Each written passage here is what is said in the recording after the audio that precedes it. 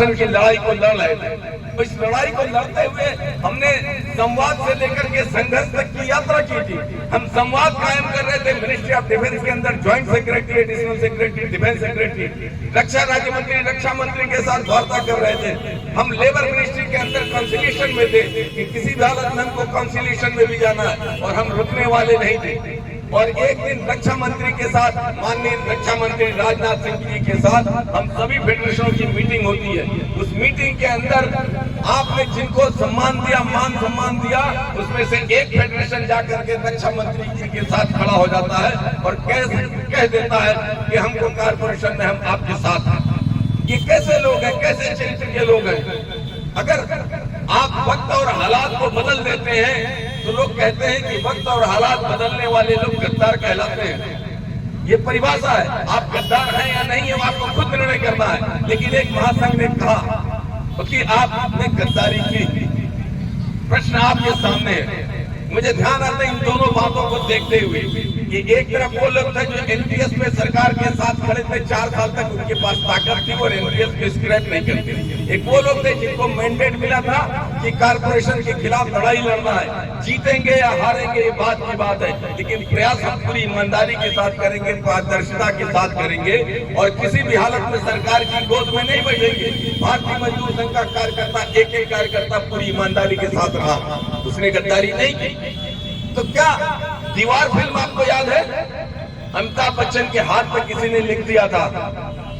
आज ऐसा लगता है कि इन दो महासंघों के कार्यकर्ताओं के हाथ पे किसी ने लिख दिया कि तुम्हारा बाप गद्दार था। और ये कार्यकर्ता शर्म के मारे लोगों की निगाह नहीं मिला पाते हैं और वो लेकिन इतने निष्ठावान कार्यकर्ता हैं कि अपने बड़े नेताओं के द्वारा की गई गद्दारी के बावजूद वो उनके पीछे पीछे खड़े हैं। वो प्रश्न नहीं पूछते। उनके मन में ये बात जरूर है कि हमारे बड़े नेताओं ने ऐसा काम क्यों किया।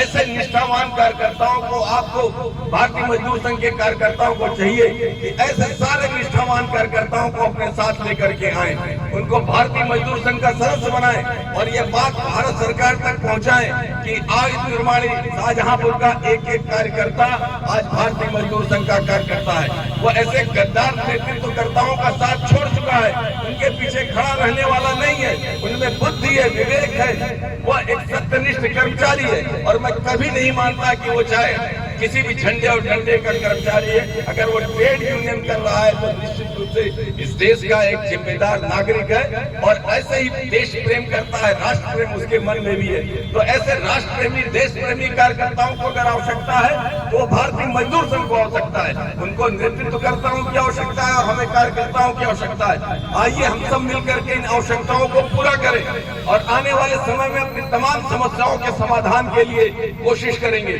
हम बात जब कहेंगे केंद्र सरकार के अंदर, दिल्ली के अंदर, तो लगना चाहिए कि इस निर्माणी का प्रत्येक कर्मचारी ने हमको आशीर्वाद दिया है। इसी आशीर्वाद को बटोरने के लिए हम सब यहाँ एकत्र हुए हैं। समस्याएं बहुत है, समय बहुत कम है। मैं जानता हूँ कि आप सब यहाँ से विदा लेने के लिए इच्छुक हैं, लेकिन हमारी मजबूरी है आपको सचेत करना, क्योंकि आज जो आप फैसला करेंगे उसका असर अगले 10 वर्ष 15 वर्ष तक हो सकता है।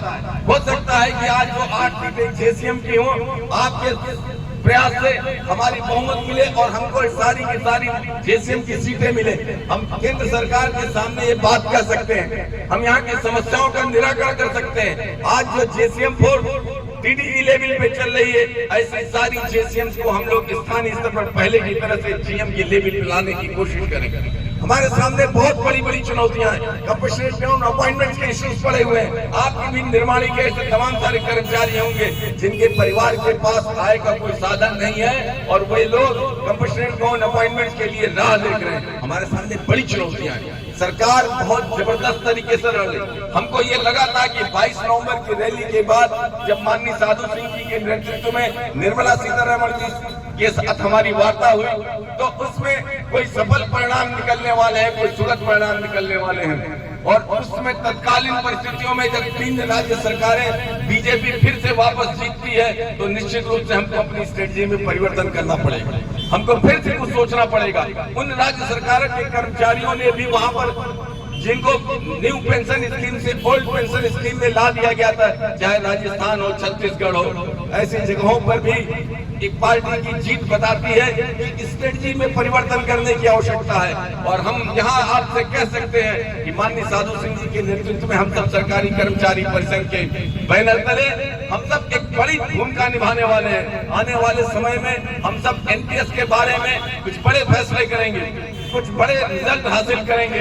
हम लोग कारपोरेशन के मामले में भी कुछ नई चीजें आने वाली है। भारत सरकार ने देखा कि 7 कारपोरेशन बनाना किसी भी हालत में ठीक नहीं था, उसने एसबीआई कैप को इसकी जिम्मेदारी दी कि इसको रिव्यू किया जाए। आज भारत सरकार के सामने वो कमेटी कह रही है कि एमआईएल और वाईआईएल को मर्ज किया जाए, डीसीएल और जीआईएल को मर्ज किया जाए, आईओएल को बीएल के साथ मर्ज किया जाए। ये बातें बता रही हैं कि सरकार परिवर्तन करने के मूड में जा सकती है और इसको सही ढंग से समझाने की आवश्यकता है कि ये कारपोरेशन देश एक में नहीं है, इन कारपोरेशनों की आयु बहुत लंबी नहीं है, क्योंकि परिस्थितियां ऐसी हैं। इनको फिर से भारत सरकार को चाहिए कि अपने पुराने स्वरूप में लाए, एक डिपार्टमेंटल ऑर्गेनाइजेशन की तरह से जैसे हम पहले काम कर रहे थे पिछले 224 वर्षों से, ऐसे ही फिर से हमको काम करने का अवसर दिया जाए। और इस राष्ट्रभक्ति की भावना से प्रत्येक कर्मचारी अपने पूरा दिलो जान लगा के काम करेगा। और सरकार को एक बात समझनी होगी, आयुध निर्माणी के इन लंबे अनुभवी कर्मचारियों के साथ, इन सत्यनिष्ठ कर्मचारियों के साथ जिन्होंने गुणवत्तापूर्ण अपने उत्पाद बनाए हैं, इनके बिना आयुध निर्माणियों की कल्पना नहीं कर सकते। दुनिया में जो जितने भी आयात होते थे हथियारों के मामले में, वो सारे हथियार उसमें सोवियत संघ से होते थे। सोवियत संघ से जुड़े हुए निष्ठा के लोग क्या कभी उनके व्यापारिक हितों को प्रभावित कर सकते थे? नहीं। ये वह लोग थे जिनका हित सोवियत संघ और आज के रशिया में था, और इसीलिए कभी पूरी दुनिया के अंदर इन्होंने इंपोर्ट का विरोध नहीं किया। आज आपके सामने है हम सब। आज जब भारत आत्मनिर्भर बनने की कोशिश कर रहा है, हम सब आज भी खड़े हैं कि भारत की आत्मनिर्भरता का प्रतीक आयुध निर्माणियां हैं। आयुध निर्माणियां अपने पुराने स्वरूप में हम सबका एक लंबा कंट्रीब्यूशन रहा है और आगे भी बना रहेगा। इसलिए मैं इस मंच के माध्यम से आपसे कहना चाहता हूं कि जब आपका चुनाव आए तो आप जरूर अपनी ये बातें रखिए, उनसे पूछिए कि इन मुद्दों के ऊपर आपका क्या विचार है। 2004 से लेकर के 2008 तक इन कम्युनिस्टों ने एनपीएस को क्यों नहीं स्क्रैप किया? 2004 से लेकर के 2014 तक कांग्रेस ने इंटक ने एनपीएस का विरोध क्यों नहीं किया? एनपीएस को स्क्रैप क्यों नहीं किया? और अभी बाकी सारे जो मुद्दे हैं सीजीईजीआईएस के और दूसरे मुद्दे हैं, उनके ऊपर भी हम सबको लंबा काम करना है। आइए हम सब समस्याओं के समाधान की तरफ आगे बढ़े।